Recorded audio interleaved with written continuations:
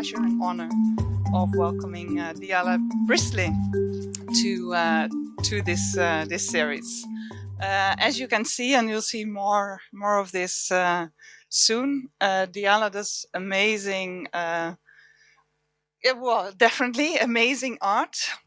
She's a Syrian artist, and her career began as a cartoonist, and she gradually started working on other art forms, including animation, paintings, conceptual art, illustrations, comic books, and these big, beautiful murals. I think they are around the world. And her projects focus on social justice, on freedom, human rights. And her work also focuses drawing attention to the educational situation of Syrian kids and refugees in general. So we are greatly looking forward to seeing some of this amazing work. Before that, I'll also introduce her conversation partner, Kjetil Selvik, who is the senior researcher at the Norwegian Institute of International Affairs, NUPI. And we'll learn more from him about his work on the Middle East, including Syria.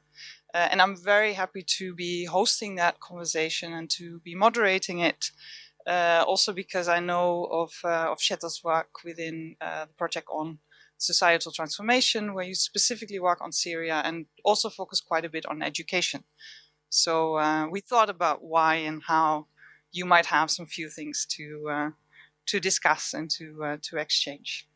So basically, you'll have about 30 minutes to present your art. Then we have a conversation of 30 minutes, and then you all will also have time for questions for about 30 minutes. So keep your questions, write them down, and we're looking forward to those as well.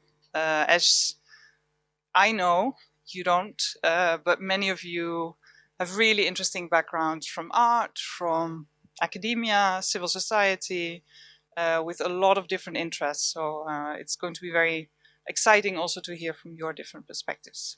So I think now, without further ado, welcome Diala.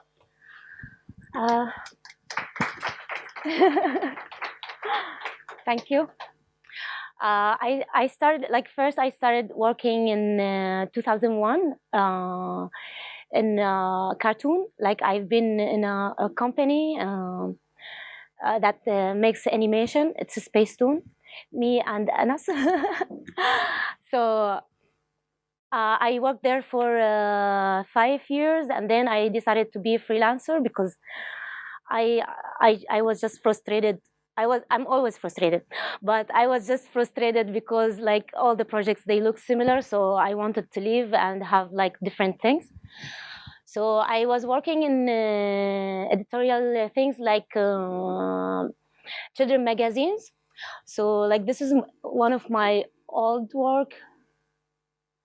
And then I became frustrated again because I felt like we don't have like really strong messages we show, because like in Syria we have this dictatorship where like you really can't express anything like in general. So like when in 2011 I like the Syrian uprising started, my work really became like completely different. I had like different style. I was working on different things. So this is like this work is from a magazine, children magazine. It's called Zaytun and Zaytuna. It used to be distributed for free in liberated areas in Syria. So we were working on this as a volunteering project, just to support kids like. So it's all about like giving hope and like trying to deal with some traumas, like be friend with your fears, and like this came like with the story from Native American, how like grandmas, they used to treat their trauma, their grandkids' trauma by this dream catcher. So we were like trying to show them like different kids' experiences in a conflict time. And sometimes we try to like put like normal stories just to remind them of like how is to live in a normal way. So this was like my first work for the Syrian uprising. It started like 2012. I don't know. Of course, I do art since 2001, but I didn't think of like getting involved in the Syrian situation by my art. So we were going to protest, preparing field hospitals and doing different things. But then in 2012, I decided to express how I feel. So the one in the middle was the first one. So this collection, I call it like Leave Us. Whenever something happened in Syria, I wanted to express it in a different way. There was like a lot of kids, they were like, they got involved in the war, even if they were not like decision makers. And this like the cactus thing, there was a field in Damascus suburb, and it was like full of cactus. And the government, they were afraid that people they will go there and to hide and like might hide some weapons, so they destroyed all the field. And like different things happened. Of course, like journalists and doctors, they were targeted from both Syrian government and ISIS later on. I mean, in 2014. So yeah, like I mean, Syrian activists, they were in the middle, actually. And yeah, there was a women hunger strike in a prison, that the women, they were waiting for their time to have a court and like make a session for them, but nothing from that happened, so they had to do this strike. And it was successful. It's not usual to do strike in Syria and have any success, because they like our government, they don't really care. Like they don't have this sense of like a humanitarian situation. And this one, it's about like the chemical attack that happened in the Damascus suburb as well. And as we were talking in the lunch, like there is always a good relationship between artists and journalists and researchers. So when I started like posting my artwork in social media, I just wanted to express my feeling about things. But then journalists who were they doing like alternative journalism, because we didn't have real journalism in Syria as well. So they were using this artwork, like me and other artists in Syria, they were using our artwork to do their report and talk about the situation. So that was like really motivating for us to do more art, because people, they pay attention more to artwork, journalist artwork than photographs. So yeah, now because after the uprising, we have the right, in a way, we gave ourselves the right to express our opinion about other things. So we like there is a lot of Kurdish people in Syria. So yeah, they have this Nowruz event every year in March. So I wanted to do it like kind of support for my friends. This is like it means a lot to me. It looks like really like kind of kiddie style and simple and things. I drew this after a month of losing my brother. Like I call it be my leg, I will be your arm. So it's about like when a lot of us, we lost, so we understand what losing really mean, and we can really support each other's. So it's not just about like losing limbs, it's about losing anything in your life. So when that happened, I had a feeling, of course it's a big loss for me and it was really sad, but it was another way to understand how other Syrian, they are losing in the war. And then like the situation started changing, especially in 2015. Like we don't talk about like revolution anymore, unfortunately. So there was like this refugee crisis, and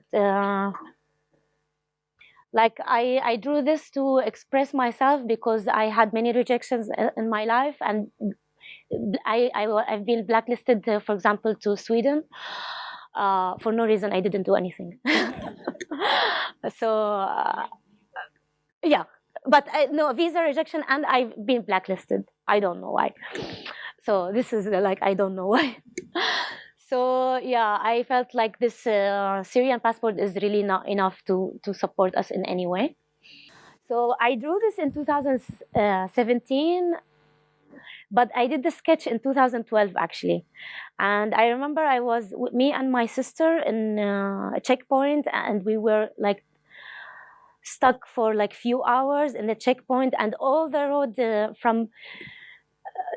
from A to Z, it was like 15 minutes, but it took us like 3 hours. So we were thinking of like if there is like a pipe piper would come and take all the soldiers outside of Syria. But in that time there was like just a Syrian army. So when I did the sketch and I drew it in 2017, there was like ISIS, a Syrian army, Russian and Iranian and Hezbollah.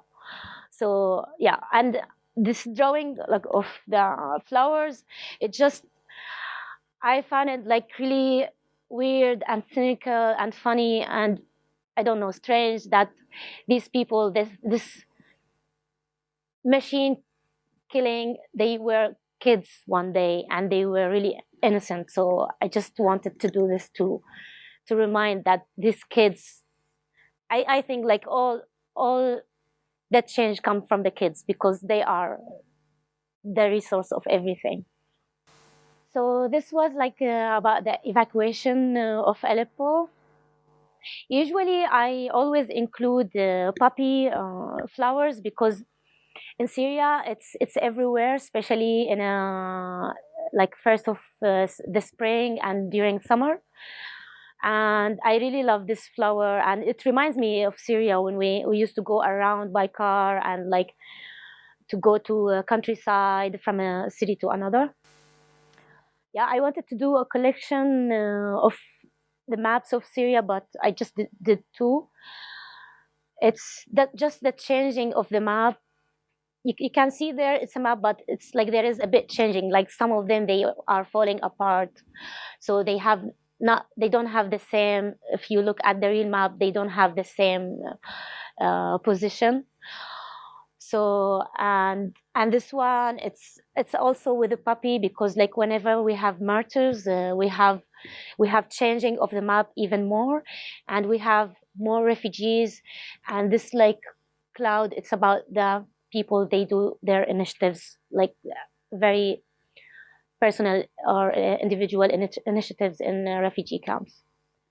When I say refugee camps, it's not just outside of Syria, it's even inside of Syria because there is like a huge area of refugee camps there.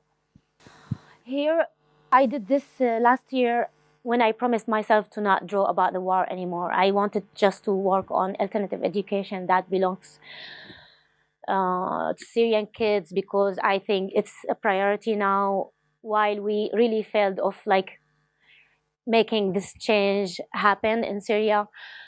But like what happened in Damascus suburb, it's called Ghouta, was really shocking for me, so I couldn't help it. These two illustrations, they are based on true photos, true photos, like photographs. So the kid, there was a kid like who was like dragging his like blood bags and other bags that is linked to his body, but I wanted to give it different kind of, because like the photographs is more into uh, documenting, and I wanted to draw more about emotions. So it's like his memories is in his hand, his life, his childhood, his all feelings. So since it's happening, we did this mess in Syria, and we can't talk about a lot of things. So we like there is many feminist initiatives started after 2011, and this one of them like it's called استيقظت in Arabic, and it means she woke up. So it's about like especially the Syrian society and more like the Middle East also because it's kind of like related. um, like who owns your thought, like because like many women when they are little girls, they are raised on specific things like getting married, like they have to get married, they have to have kids, they have, so there is nothing more. And like who owns your body, because like for example when like it's like the majority, we can say, once a woman married, they started asking her, when are you going to have kids? So like it's a big pressure and things. So, and like who owns your decision, because I think like my friends, even they told me that might happen even in Europe, but it's really strong in Syria. There is a specific kind of things that you can study in university. No one, there is no law about it, but like socially you have to study specific things as a girl. And of course like we have this big problem that moms, they can't give their nationality to their kids, and they can't give it to their husbands as well. So of course like in Syria there was a different kind of refugees as well, and there was like Palestinian who didn't have papers in a normal way, and they lived in Syria. I mean, I'm a second generation in Syria. My grandfather is Turkish, but I have papers, and I have friends who were second generation or third generation in Syria. They were Palestinian, but they didn't have um, any rights. So even when they get married of like Syrian, we say Palestinian Syrian and Syrian. So they can't get their nationality. Even they can't give it to their kids. So in 2014, I was still I like before. In 2013, I moved to Istanbul because of the situation, and then when I saw like I can't do much, so and I didn't want to go out to protest, and just tourist people, they pass by in Istanbul and look at us, and we really don't achieve anything out of it. So then in 2014, I decided to focus more on alternative education and try to support this. So I moved to Lebanon, and this was my first mural. I did it in 2014 in Arsal. It's a town in Lebanese Syrian borders. I just wanted to encourage kids to go back to school more. And when I saw their it was fun for them to watch that someone is painting in a refugee camp. So, and when I saw their reaction and their impact, they really loved it. So I thought, like, okay, I will have it as my initiative. I will do it everywhere I can. So I started like doing this in refugee camps where there is like alternative education centers and school tents, because most Syrian kids, they study in school tents, which is really very small. It could be one classroom or two maximum, and they are really very small. And it's super cold in winter because it snows there in Bekaa Valley, and it's super hot in summer. So I really wanted to do it like to look like at least kind of attractive for them to go there. So many kids indeed they really wanted to submit in the schools, and they were asking like, please, could I come to this school? Yeah, we succeeded to make like really nice school tents. They are small, but unfortunately they are still not enough. So I really I used to feel like very happy that kids they say like, we want to be here in this school. That means like it's working, but unfortunately there wasn't enough spaces for all of them. So it's still, all this is not enough. So yeah, like it was like my best time ever there. This is like in UNHCR like center, and this was with kids. Sometimes I do murals with kids as well, like we do it like as a workshop. And this is a training center for adult and kids in a refugee camp as well. So this is different. This was my second time going to Europe. I was still shocked that I can't travel. So I had an art symposium in Austria in a little town called Stulfelden.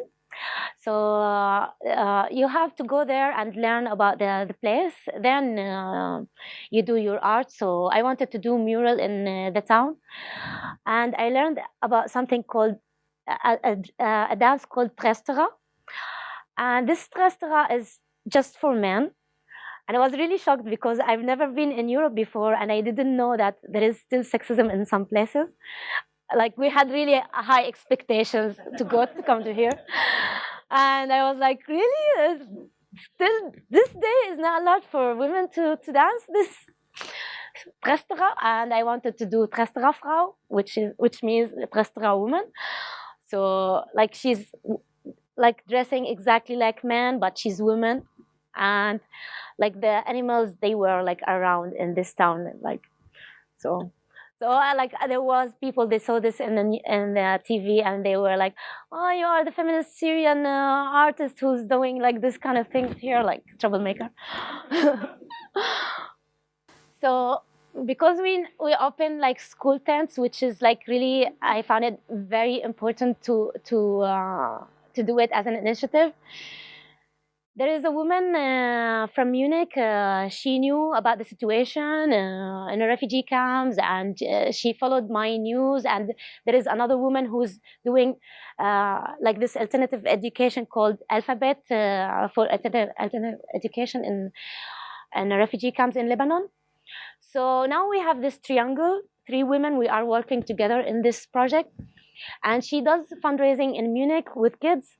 And the kids, they are really German kids in Munich. They are really very excited to do any kind of help. So when I moved to Europe, I've been able to travel finally. So I went to Munich and I did this mural in their school just to thank them because. Like in that time so far they helped us to open 5 schools. Now they are like 11 or 12, I don't remember, like of school tents. So it was really like we had like this connection between Syrian kids and German kids, but by videos and by some projects, and they never met. So I wanted to do this project to thank them, and the theme was about like you help kids from very far away, and but you never met.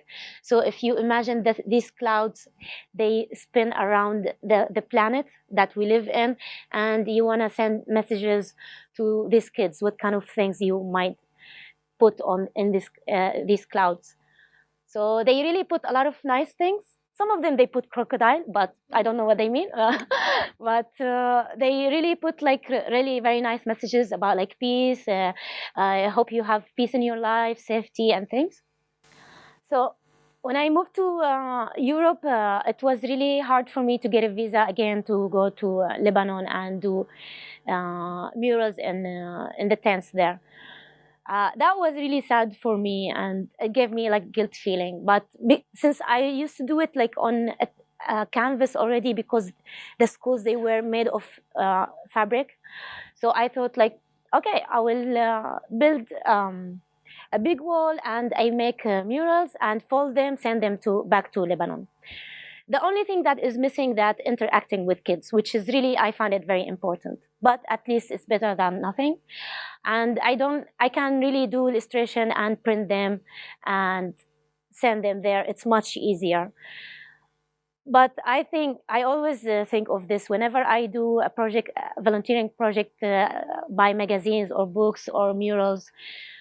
I do it as if like they are giving me millions of dollars or whatever, because like these kids, if you don't volunteer in a very proper way, they won't get really the same high quality of other kids, and they deserve it, and they really appreciate it. Some kids they even notice that I don't use yellow, so they really notice everything. I always try to run from yellow, but they notice this, like, why don't you use yellow? And I was like, okay, I will use yellow from now on. So yeah, this was in France. I did it as well, and I folded and I sent it to Lebanon. This one, I've been invited to do a mural in United States, but of course I didn't get the visa because it's not allowed even to apply as a Syrian. So I told them, like, listen, I have an experience to do murals, folding them, sending them to like refugee camps. How about doing this the same with you, because I can't get a visa? And they said, oh, it's a good idea, let's do it. So I did this. It's called Exit, and it's exactly there is an exit symbol somewhere. You know, this one that's the green one that's when you run away. And so I imagine the same. It's like all the troubles, and like there is the keys and your memories and everything. You are trying to escape from all this, but you don't want to give up from your dreams. It's me. It's like everyone, but I'm talking about myself, that I can talk about other people. They have the same experience. So like usually I do art for other people. I don't do art that talks about me. And when I work with kids, I always ask them to talk about themselves, to find a way to express their personality and draw themselves like in a different ways. So I like as a kind of therapy. So I was like, why I don't do this to myself? Because I lived for a while isolated. I didn't meet any creatures but trees and some animals. So it was like I felt like my brain is being cooked. So I wanted to draw about my feelings as well. So this one is Shattered. I did the drawing, the sketch in 2014 first time, because I was moving from country to another all the time, and still, but I'm much stronger now. So I felt like really shattered, and this like pomegranate, it makes me feel like this is like the Syrian society that is falling apart, but like there is still link between them. And then I learned that Armenian, they use the pomegranate as a symbol of the society as well. So, and we were doing a campaign in Syria before. It talks about like how we have to be like one hand, because like Syrian regime always works on this, like to divide us. They always like put like very toxic thoughts and to be like really apart as a society. So we use the pomegranate for this campaign as well. So now I have like this poppy and pomegranate, like they mean a lot to me. Poppy flowers. And this one is integration, because like when sometimes you go, I was talking about this like in the lunch, like when I go out, sometimes people, they really get shocked that I'm Syrian, and I was like, sometimes I really get bored from this. So sometimes I do it like in a cynical way, like, yeah, my camel is right there next to the bar. I will go back home with it. Oh, you take metro, I take this. And so this like scarf, they use it like in some Arab countries, but for men, it's not for women. So I was like mixing concepts together. So like Trestere Frau. So yeah, I don't know if I'm fast, but I talk very fast.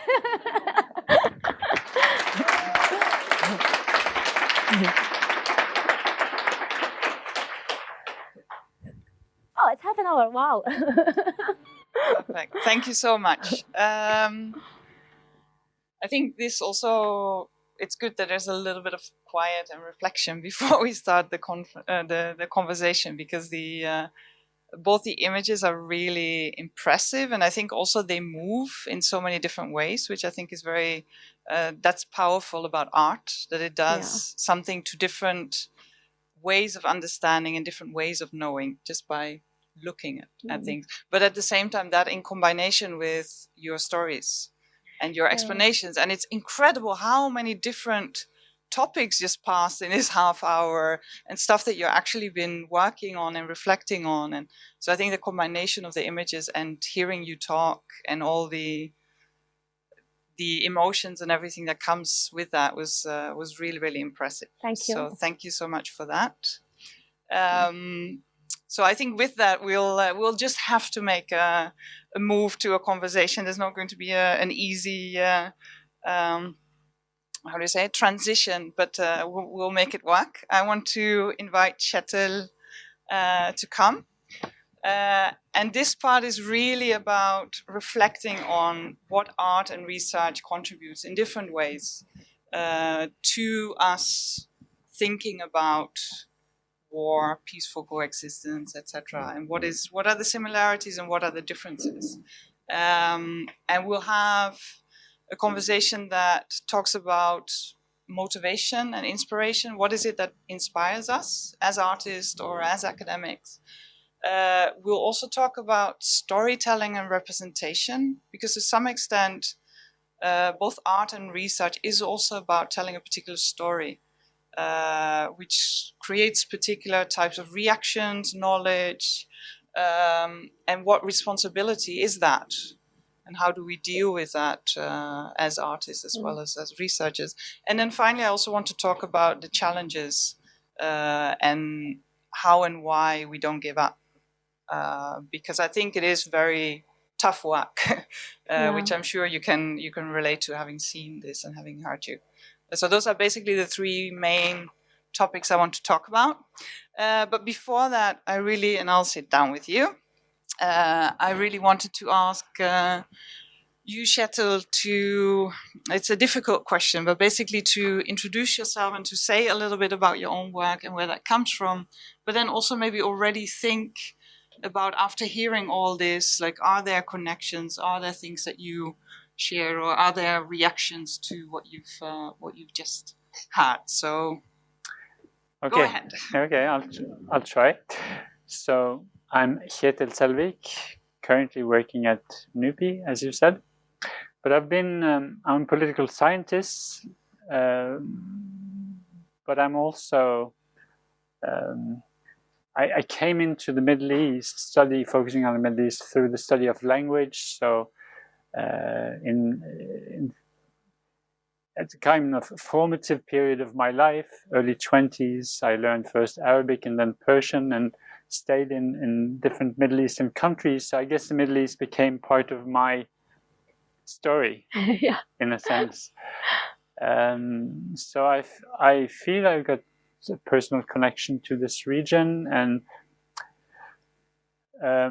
whereas while doing academic research, I'm also, for instance, Syria was the first country I lived in and stayed. So I feel particular attachment to Syria. So when things go down the drain in Syria, it affects me as well. In the project I wanted to talk about in this context is about the project you've invited me into, because I've had a chance of being invited into Cindy's project on individual agency, individuals trying to make a change under conditions of war. So focusing on Somalia and Myanmar and then Syria, with a special focus on education. So I've kind of been given the challenge of looking at education activism in Syria under war, trying to look for the individuals who have tried to contribute good in a hopeless situation by helping children go to school and provide provisionary schooling for children. Millions of Syrian kids are out of school. So I guess in many ways for me, it's a different kind of project than what I'm used to doing, because as political scientists, we're mostly looking at structures and power, and this is more about what drives people, the motivation, what makes people actually stay behind, not leave the country, for instance, or and what kind of meanings do they attach to their work? Why is it so important? Why does it? Because I noticed that education acquires very strong meaning. Yeah. under war. And then Cindy also introduced me to a new method for me, which is life history interviews, asking these people who are doing this kind of activism to tell me the story of their life.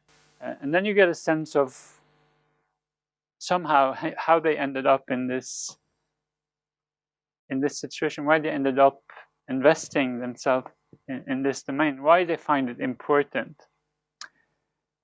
And the fascinating thing about education, of course, is that all of them have been to school in the past. So education is a place where the past meets the present, but also connects with the future. Exactly.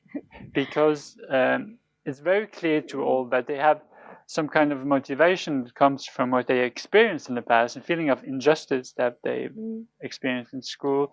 And in a very chaotic and situation, you go into education. But then the whole idea is by doing so, you're actually affecting the future, and that the fact that the present looks bleak means you have to work on the future.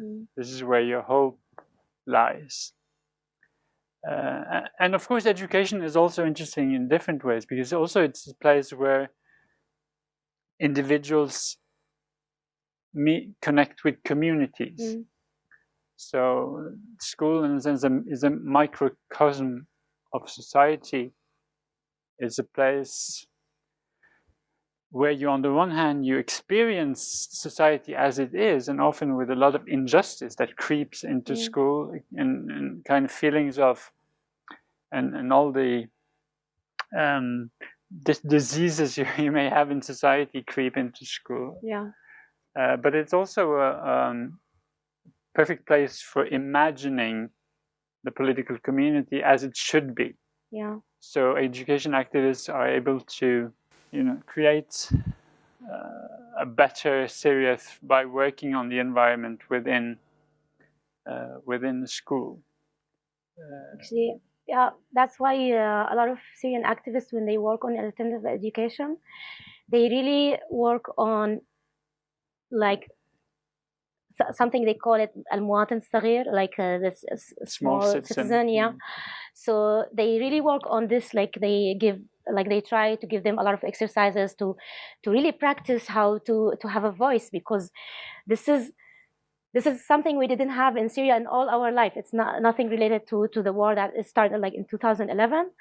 But now, because we know what we were missing before, so now a lot of Syrian activists, they work on this kind of education, not just mathematics and Arabic, English, different things. It's just, this is very important as well to practice. And we have no clue about it in Syria, because we didn't have any voice. And of course, the education system in Syria, as is often the case under authoritarian governance, is that it's also built in a certain way to reinforce the political powers. So it was also a tool of indoctrination, or maybe more than that, a tool of trying to make the Syrian population apolitical, stay out of politics, and to so I'm toying with this argument that there was a conscious drive in the Syrian school to tell the citizen was nothing unless he obeyed to the authority of the rulers. Whereas I sense in the live interviews with the activists, this very opposite, this feeling that we can actually change our conditions. We are able to do things. Yeah. We have this ability of, we have the capacity to improve life. It's like, which is really, really, I mean, it inspires my deep respect, because, these conditions are very, very hard. Yeah, definitely. I think I could just let you talk for half an hour. I don't stop.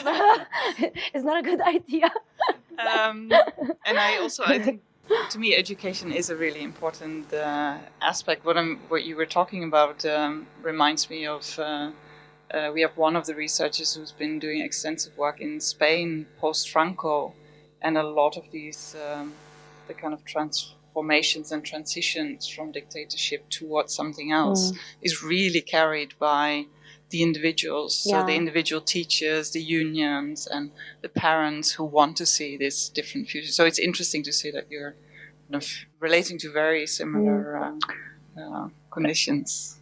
And if I may, there's also different parallel between what Diala presented, because many of the activists that went into education started out being political activists in the sense that they were in the revolution. And it came to a point where they felt that the political project is in a deadlock. Yeah. Or maybe that political activism became impossible because you know, the repression became so harsh. So then you switch to education activism. And I noticed some of the same in your presentation, that you had drawings focusing on you had revolutionary drawings in 2011, 2012. And then you said at some point I just started going into education, and you said some of the same. Like as I said before, like I learned this in one workshop. We really need to know if we are doing these kind of projects to feel good about ourselves, or we are really achieving something out of it. So when you feel, there is still people, of course, I'm not judging anyone and not against anything. There's still people, they go to the streets in Europe to protest for Syria and everything. But I think I can do much better with education. So I prefer for myself like to concentrate on this, because I think this is a big need. And even if we got Syria back, who will go back to it? Like the generation that is coming after us, that is now falling apart and getting shattered. So it's like Syria is not a piece of land. It's the kids now. They will be Syria the future. So if we didn't really help them and we wanted this change, so what we are going to achieve from all this revolution? It's nothing. Thanks. Could I ask both of you then, what inspires you in the work you do? What is it that drives you? What? Both of you are okay. No, because like I really like. For me, it's the best thing to hang out with the journalists and researchers, because this is like a big inspiration for me. I always talk about this, like we have always to work in parallel, especially when you want to do journalist art, like graphic journalism and comic. And yeah, the needs of the society, like the society is, you can't do something beautiful like flowers and things and like have your own like corner and work on these things. I like, this is also important for your soul and everything, but there is, I mean, I always say I'm not a great artist. I just have something to say. I think people would disagree with you. Sorry. No, I mean, I have still like, I can see the mistakes, but I mean, it's the most important thing is the message. So if you are not going from people to give it back to people, so what is the point? So I think it's coming all, for me, it's coming all from the society and from the way that I deal with my life, with difficulties and things. Yeah. Do you also feel like a need to express yourself? Like you have this, just have to express yourself, or you could just leave it aside and do something else? I mostly work for like different causes that they don't belong to me. But sometimes I explode, so I do something. But this like this collection, the last one, I did it on purpose. I was like, if I ask kids to do it, so I can do it. It's fine to think about myself a little bit sometimes. Yeah. You really sound like you like to challenge yourself when there is a kind of contradiction. A lot. In actually, how you... I enjoy it. Yeah. Everything I can do it, I do it. What about you, Shete? Like, what is it that drives and inspires you?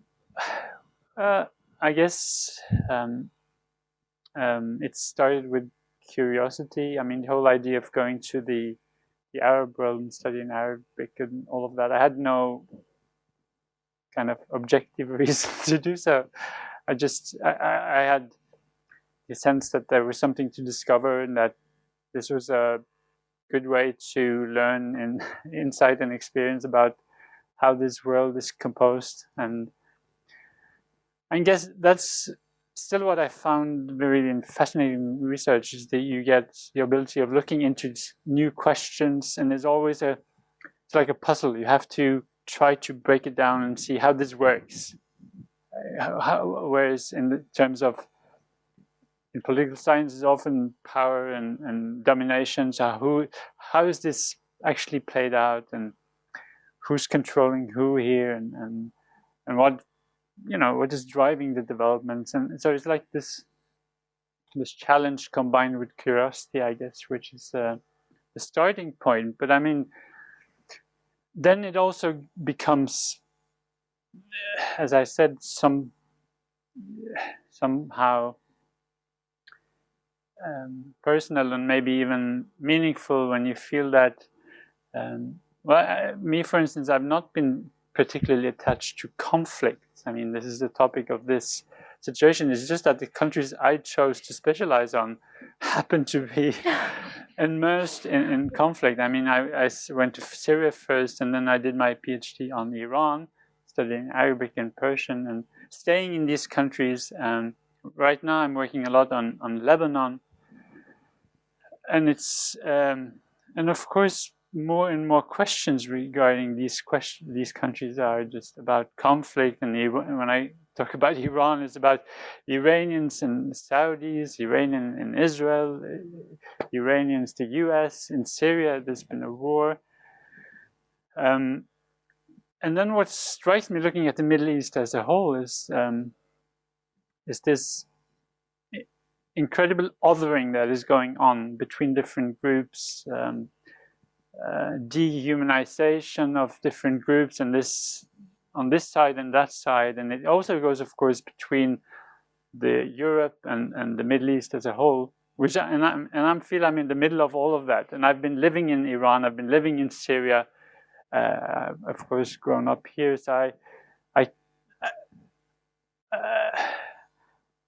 kind of feel I have a special responsibility for using certain occasions to tell people that there are really nice people in all these places doing very good things. So it's this, I mean, could be sometimes a small contribution to something. What I think is interesting is that for you, you talk a lot about this kind of, okay, you want to understand, and there's a puzzle, and it's like, how does it work? And I guess with art, I would imagine it's more about expressing something. Yeah. Or is it also about exploring how things work through the process of course, it's a very different method, but yeah. For me, it's more about expressing. Maybe like if it comes about exploring, when I do some art and I like show it to people, and when they feel like that express them, they feel like that something that could talk about them. So I feel like I develop my skills according to this. Like I really feel happy when people, they feel like, this talks about me. So maybe this is the part of exploring for me, but it's more about expressing, and I like to work in parallel with information, with feelings, with many things, like put it in one painting. Yeah. And both of you also talk about this wish to kind of to show as well. And what you are saying very strongly is, okay, there's so many images out there that are kind of incorrect, and there's so much othering, and okay, through your work you're also trying to contribute to changing that. And I guess some of your art is also about showing people particular images that impact the viewer. So it's either impact the person who reads what you write, or listens to you, or impacts the person who of course, the great advantage of art in this respect is that it's, I mean, these pictures are just fundamentally universal. They're, you know, they can speak to anyone. And I experienced that as a musician because I play a bit of music. I mean, this kind of, everyone appreciates music. Everyone appreciates these pictures, whether you're on the one or the other side of a conflict in Syria or some other place. Common language. You know? I mean, it's very strong, and so it's kind of the antidote of this othering, isn't it? And just by being. But do you then, either of you, do you feel any kind of responsibilities when it comes to this issue of representation? So the fact that you are then, so let's take you as a start chatter, like you are then trying to say, okay, there are these nice people out there, or there are different elements of these countries that I've spent years in that you kind of the public doesn't know. How do you deal with the fact that this is a particular story you're telling, is a particular vision that you're presenting that basically represents other individuals who maybe not, I mean, they're not the ones writing the articles, but still you're kind of representing them. And I don't know whether that's true for you as well, but I'm just very interested to hear more from both of you about this issue of representation and the responsibility that might come with that, or the challenges that come with that as well.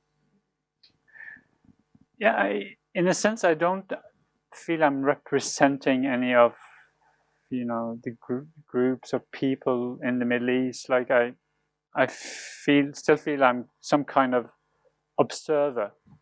But I think that nevertheless I interact with a lot of people, both in the Middle East and in the West. So it's always an opportunity to be authentic and straightforward about certain issues and saying, you know, it's always about meeting people and adjusting to particular situations, or it could be in what you write, to have this in mind that you may want to foreground certain things. But so for me, it's not like I have a mission, but it's just a question of respecting all the people I met through my research, because one of the greatest things, and also one of the inspiring thing about being a researcher, is you meet so many people I would otherwise never meet. And I have a valid reason to go and see them and hear, and you discover their life worlds and their way of thinking, and they tell you things, and you in some kind of respect, you know, remember that guy, how he sees the world. You should at least explain that to someone else on the other side, maybe someday. So it's, I'm not sure if it's a question of representation, but it's a question of filling this role of translating somehow, or explaining different worldviews, because that's the only thing I can do. Maybe I have some good starting point, having lived in these countries, for, you know, explaining actors on both sides how the world looks from the other side. So, like, I always think, like, as much as you know about society, that comes in parallel with feeling responsible of this. Like, your responsibility grows with this.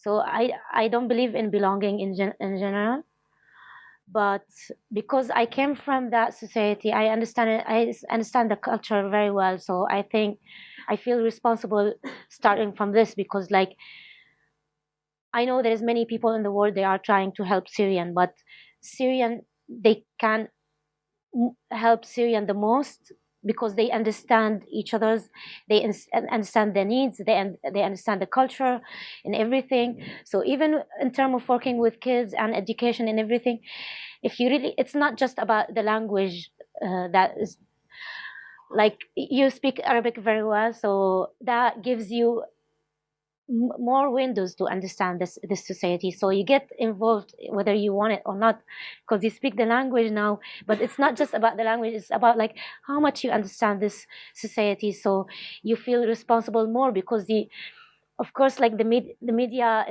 is like diverse and super different and everything. But sometimes you like there is another media you want to use, like to give a voice to these people. I mean, now the media, they don't talk much about what is happening in Syria, and Russia is really very involved, more than ISIS itself. But the most sexy subject was ISIS all the time. So yeah, like for example, I feel like I want to, this is my mission now. I want to talk about Russia, that they are really putting their hands in Syria now. So because I feel like I came from that place, I feel responsible because I understand it. I understand it better than other people. So it's my responsibility to deliver messages about it. And do either of you ever feel like just dropping it? Because you feel that at some point in the presentation you said something like, well, all of this is still not enough. So this sense that, okay, I'm doing this, but it's never going to be enough. Or because you look at the media and you get totally depressed, or do you feel that at times like, okay, whatever, I'll just stop? And if so, if you ever have that feeling, what do you do about it? Because I mean, the amazing productivity. I had this moment. And I think also your publications are very extensive. So both of you are very kind of productive, and you go on and on and on. But I'm sure you might have those moments. Yeah, for me, I had this moment, but it was really tough. So I stopped like watching the news for a while, because I was really like so overwhelmed. Then I thought, like, if I really wanna move on and keep doing what I'm doing, I have to have the balance in my life, like reminding myself how to live in a normal way between normal people and everything, and not forgetting about people behind. Like once I was talking to someone who we were working together in Zaytuna and Zaytuna magazine. He's a musician, he plays oud, and he was in northern Syria and in liberated area, and he works with kids. So he told me, if there is just 5 kids I can work with, I'm not going to leave Syria. Like, for me, he's the hero of all this war. Like, I mean, I always in contact with people. They are still inside, and they tell me this kind of things. And I told you about this man who was still in a refugee camp. He lives in a tent in a very hard circumstances, because he's working on, like, he's a director of the school that it's just one classroom, and like there's many shifts they come to it. And he got an asylum to Germany, and he refused to go. That made me feel very ashamed when he told me this, because I got the visa at that time when he was saying I'm not leaving.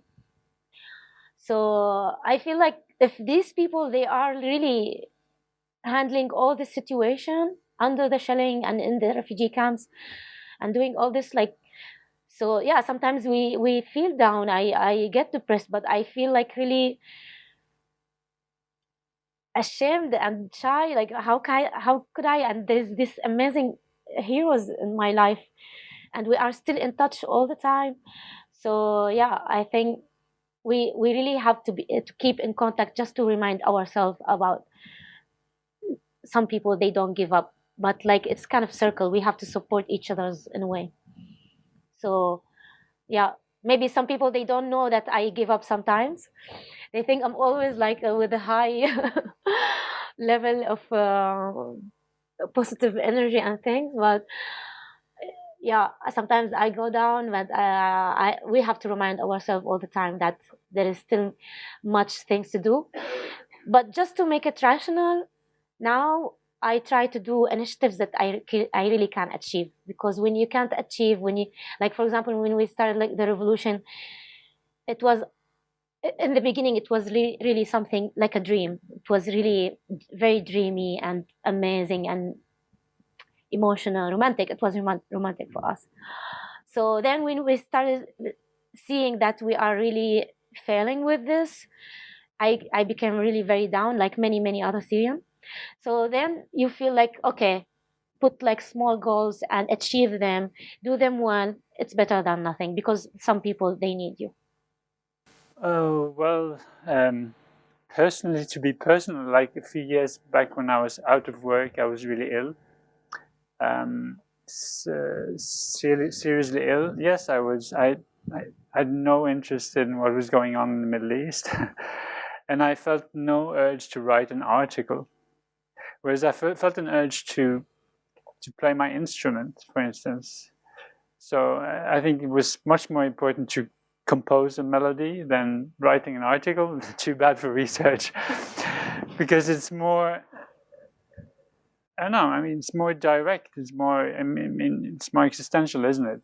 These articles, you feel sometimes, I mean, who's reading them anyways? And sometimes I end up thinking that no, but I end up thinking that, you know, the most important thing about being a researcher is maybe actually the trips when I go down there and meet people and talk to them. And maybe that's the most important part of the research. I mean, maybe this written piece of paper is not that, I mean, and of course the whole process personally of trying to accomplish an article is very important. I mean, the whole learning process, and if you can include more people in this learning, then it's even better. That's very important as well. The actual result, I'm not sure. So, but the thing is, the good thing is that when I worked on my health and I got better, and I refound this urge. I really like writing articles now. So don't get me wrong. I mean, but you were getting your balance, actually. Maybe, yeah, but it's like, yeah. I mean, when you feel weak, you concentrate. You need to concentrate on yourself, and it's healthy. Then when you get stronger, this is very important. Like I was working on this for a few years. Like I wanna feel normal and like get my mental health balanced, so I can give. I think you were just sick, and you need to concentrate on yourself. Yeah. Probably. Thank you both so much. I think that several people might be very eager asking some questions to you. So we still have almost half an hour. Please also introduce yourself before you. First, I would like to thank you very, very much for both your presentation and your conversation. My name is Safinaz Naguib. I'm a professor emerita from the University of Oslo at the Department of Cultural History and Oriental Languages. And my background is more cultural history and the very long lines. It's about, I think you're doing a wonderful job with education. And what I missed in your presentation was works by the children. Do they also, of course, express it? Yeah. And how? My question is, how do they express it? Yeah. What kind of I don't know if you know, there's a museum of children art here in Oslo. No, I don't. And I have some works by children from war zones. And it could be interesting for you to go and see. And my other question is about censorship to your work. How do you turn around censorship?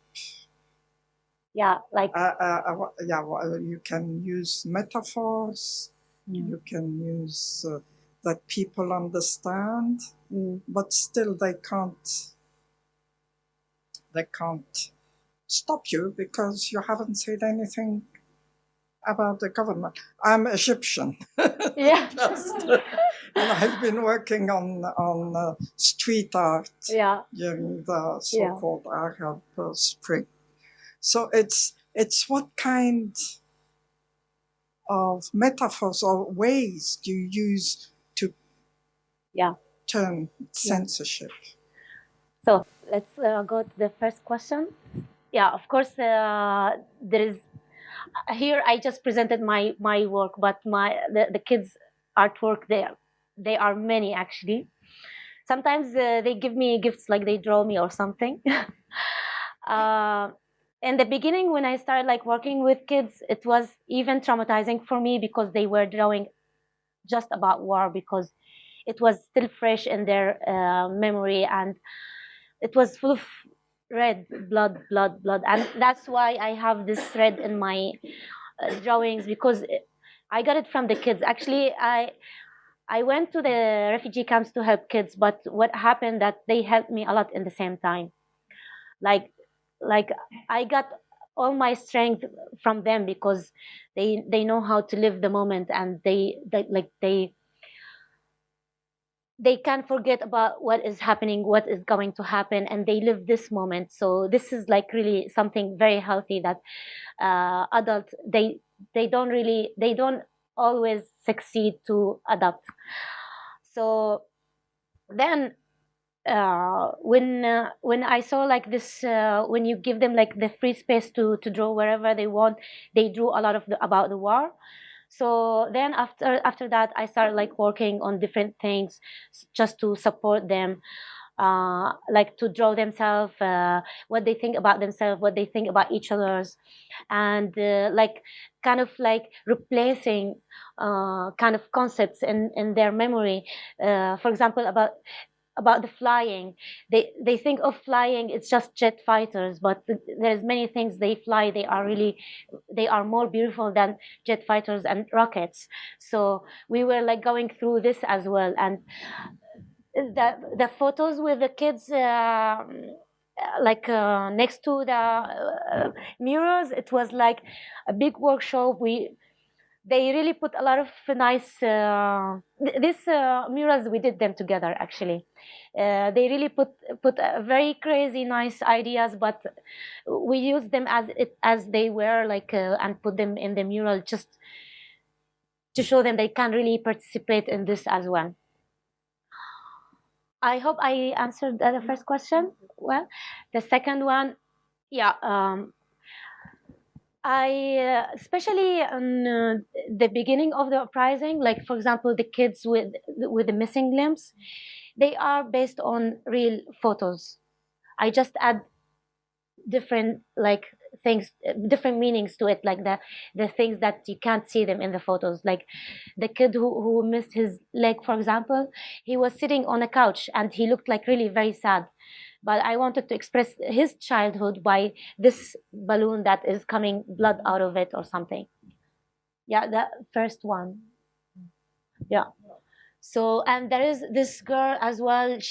There was a photo of a girl. She was in a hospital, a field hospital, and she lost her legs. And she said, like, when I have legs again and feet, I'm going to step on who did this to me. And she was hiding her face, but I didn't want to hide her face. So, and I put this like teddy bear just to express her childhood as well. So I take things either like from reading the articles, or from real photos, or something that kids they said, or some stories here and there. Sometimes they are just activists. They just like Facebook became really a space for us as Syrian to express how we feel and about our activism. So that all like could give me inspiration to do this. So all my drawings, they are based on this actually. But sometimes, like for example, the paintings that I did in the end, they are so into me. So they are something, they are not based on photos. Maybe I took a photo for myself on the mirrors just to draw myself as a portrait, self portrait. But it's all about my feelings. So I wanted to be totally free to express myself, even with these symbols and metaphor. I wasn't sure that people will understand it, but this is like we call it the artist space, like you wanted to play music because now you don't feel like you don't wanna like write any articles anymore because you need this time for yourself. Yeah. Do you think, if I can add to that, is there like a general tendency among Syrian artists of this kind of existentialist turn, if you understand what I mean? I mean, the art, at least the way I've heard art, had many political meanings in the Arab uprising, the Arab Spring. Like, the art was helping undermining the authority of the president, or the presidents or the leaders who had built their aura of being the strong man, and artists helped breaking all of that. And artists helped also constituting counterpublics, or making the public mobilize for a cause, or have a different kind of different public culture between, and all of this was in art, but it was all political. But I have a sense that today there's more this existentialist turn that is about the individuals. We're starting with the individual's existence and the suffering and just the human conditions in a meaningless world. Or is that Actually, like I was really surprised how many artists we have in Syria, and we never knew anything about each other's. And this is exactly what scares the government. What he said, like, because if there is, for example, if there is like artists, and because males in Syria, they are forced to go to military service for 2 years before the war. Now they keep them for a long time.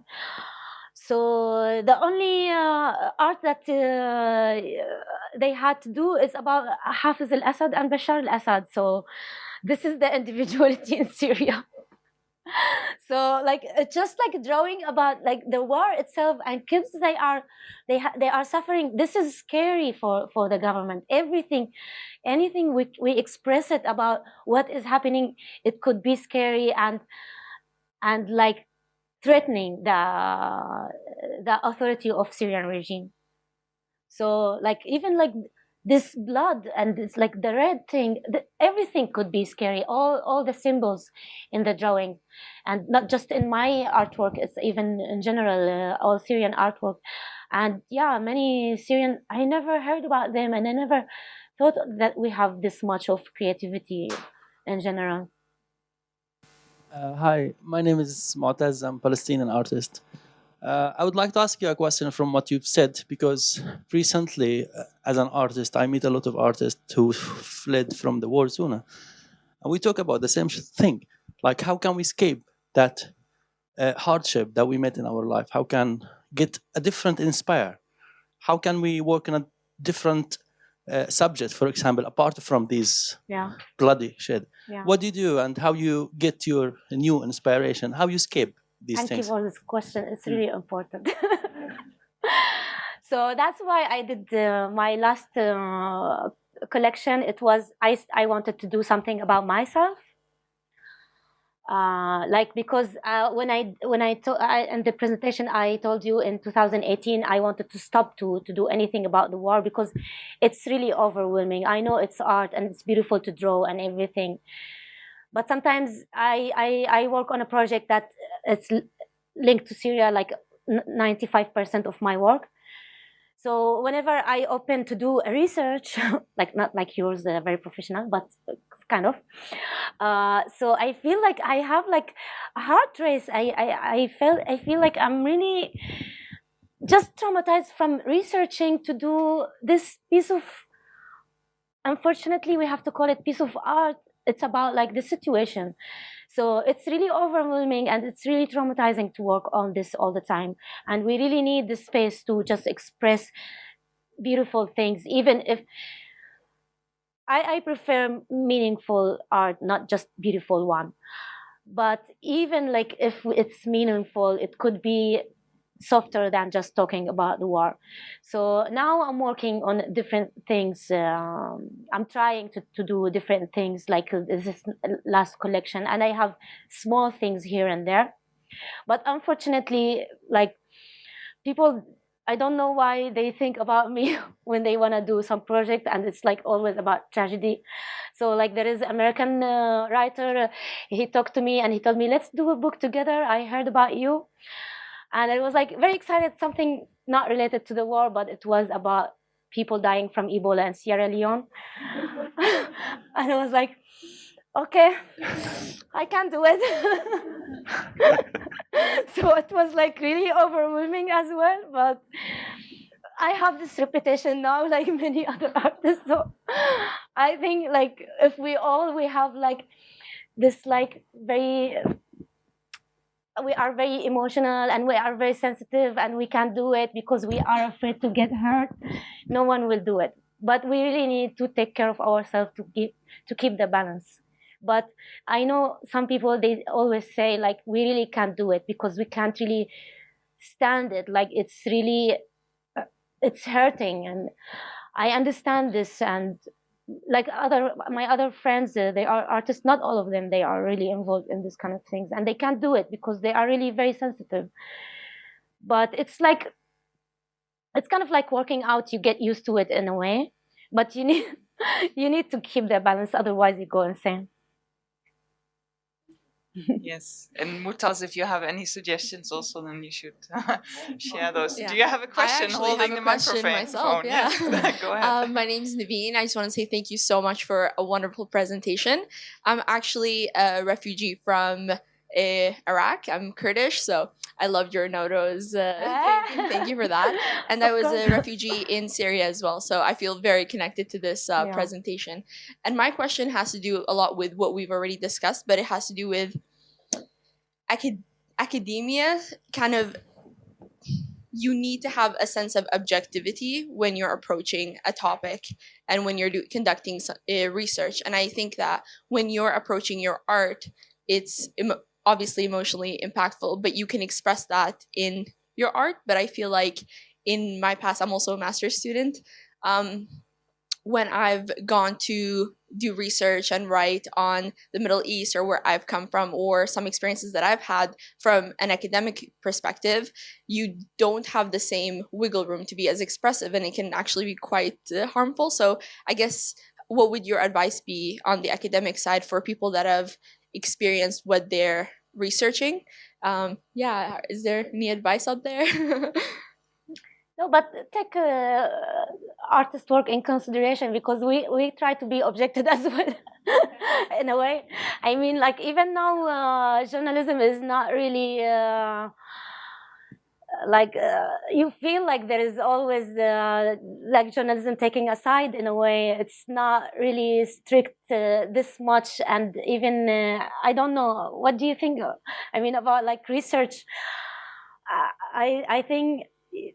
You do always your best to take to be in the middle and not taking a side, but we have more space in art to do it. I try to do my best, because I feel, as we talked before, there is a responsibility of delivering messages, and I really care of people, like of how people they take it. If I did like false stories by art, like I will lose some of the followers, so it's a big responsibility as well.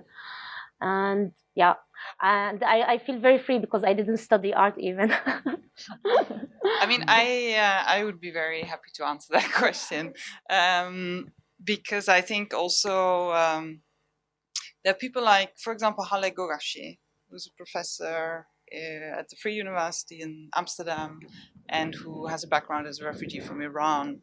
There is Laila Abu Logot, who's a former Palestinian. I mean, we have plenty of examples of people who kind of write about things that they have experienced themselves. I think one thing to really consider is there are so many different disciplines within academia, And this whole idea of objectivity, what does it mean? How is it achieved, etc., means very different things in different disciplines. In the humanities, it means something very different. In anthropology, it means something very different. Many of these women actually have a background, for example, in feminist studies, where one way of being sure or making sure that you are perceived as taking an objective viewpoint is by like positionality. So by explaining where is it that I'm speaking from, what is my background, also acknowledging that every individual researcher, whether that is me as a Dutch person living in Norway studying Somali refugees in Kenyan refugee camps, or it's Shetil, or it's anyone, has a particular position that they speak from. And in some disciplines that's much more acceptable. It's much more easy also to understand and explain that this is how it is, and you can do really good research, very sound research that comes from a particular position. Whereas in other disciplines, that's more difficult. So I think that's maybe one of the things that I would like to say is actually to explore this whole understanding of what objectivity means and how is it expressed in different disciplines, and then finding your own way of dealing with that. But I see that you want to answer that. If I may, I can add also that there is an affective turn, and at least in the humanities, where you just clarify what your standpoint, where you come from, and there is a lot of there are lots of new publications about affective practices, the affective turn, and in research I've mostly worked on monuments, so it's also within archaeology and so on. So look into that and then try it. Could you pass the microphone to this gentleman who has a question as well? Thank you. I'm Jeremy Pressman. Normally I'm at the University of Connecticut, but this spring I'm at the Norwegian Nobel Institute here in Oslo. I wanted to ask you, so one thing I find when I teach my students is that I'm a political scientist and I can assign them many political science articles about what's happened in Syria. But if I really want a response and really want to have a deeper discussion, it's when we talk about stories of individuals and art and about the same things, that the political science doesn't speak to them in the same way. And I'm just wondering, from you as an artist, what are there things that you feel like you can convey through art that the scientists or the humanists or the academics can't convey? Are there certain tools you have at your disposal as an artist? Are there certain messages that you feel you can put forward that are different from what someone, whether they come from an objective or subjective perspective, can put forward? I think art doesn't give the whole story itself, but it could show the story from different perspective in a way. It could support the story itself. It could support like the report. It could support like any kind of like you said, storytelling. But it's just like, I think art could be the push to like that gives you a push to go to and search in the end, because it gives you like, the flame to people. They pay attention to art more than other things. It depends on what you really care about the most. But for example, I noticed, like many others, like we were in a comic symposium, and we were talking about this as well. When you attach like a report with a photograph that is made especially to document this moment and to talk about like facts, people, they pay less attention than when they see art that is attached to the same report.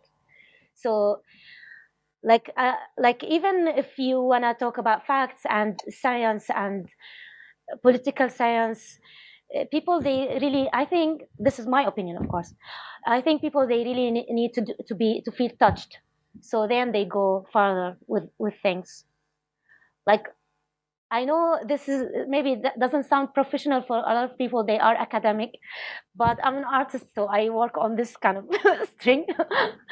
So I think, like, because what I notice of the feedback that is coming from alternative journalists in Syria, I that encouraged me to do more, because I see that our voice is going further and further. My drawings, for example, was just for Syrian, and then it went further because there is a lot of people, they started paying more attention to this. Of course, art is not enough, but it's one of the things. Yeah. Maybe also just while the microphone goes there, I guess one thing that's important is also the way that we know is not just rational, and that's what you were saying in terms of this affective turn. A lot of the ways of knowing is bodily as well. And one of the issues that I found very striking, for example, also looking at animations from Syria, for example, representing fear.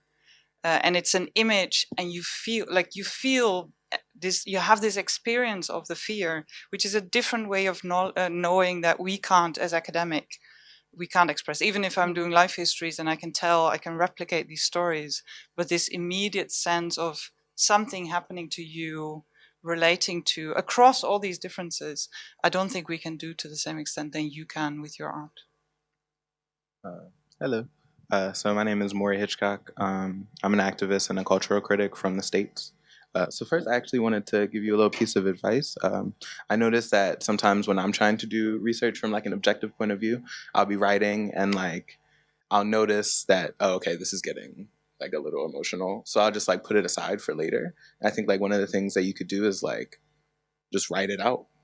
You know, like don't bottle it up, right? Just in the sake of like for the sake of like objectivity. Like if you are a writer, or even if you're not, like thinking of like a creative output for that could be helpful. I find it helpful for me sometimes. So but yeah, so my question for you is what is one of the biggest differences that you notice when you look at your art? Because like I'm assuming that you put your PowerPoint together. So like looking at your art from like 2011 to 2017, 2018, like what are some of the differences that you notice in your art that you weren't really aware of, or like some turns that they've taken? And then also, do you have an Instagram? I do. I can give you my phone number. Now is when you advertise your art. Okay. The biggest change in my like art, I say, it was this. This is my first thing. I did it for to express the Syrian uprising. I told you before, like I always felt frustrated. Nothing is expressing me, and I know I'm working for kids, but like the subjects, they were really very lame and like shallow in a way, and like it's about like washing your hands and being nice and good with your neighbors and things. Okay, we understand this, but this is like kids, they need something deeper, you know, in general. But and like this like really changed my life. And to be honest, I was really very shy to show my artwork to people. I didn't like to publish it or post it online. But when I did this, I wasn't really sure if I'm doing well anyway. I wasn't still confident about my art in 2012, but I was just really angry of what is happening in Syria, so I started publishing my art. I didn't care of how it looks. I wanted to do a message, and I was concentrating on the message more than the audience themselves. Because before, what scared me is the audience, that maybe they won't like it, so that's why I wasn't really free enough to do it. But then I wanted to do whatever I feel how I do it, like, but I concentrated on the message itself. So that changed really my art and my way of drawing. And as I think you noticed this, I switch a lot between styles. it depends on the audience. Like when it's, for example, it's for Syrian kids, I give them like something with a lot of hope and it's very dreamy and things. But when it comes like to the audience, for example, Western audience, if I want to raise awareness, I show them the bad reality. So because like, yeah, like I did a book, for example, about kids in refugee camps. They miss education because of their situation. They are really for very sad stories. So I hope this book that Syrian kids, they won't really take it in their hands one day, because it's really depressing. So it depends really on the audience as well.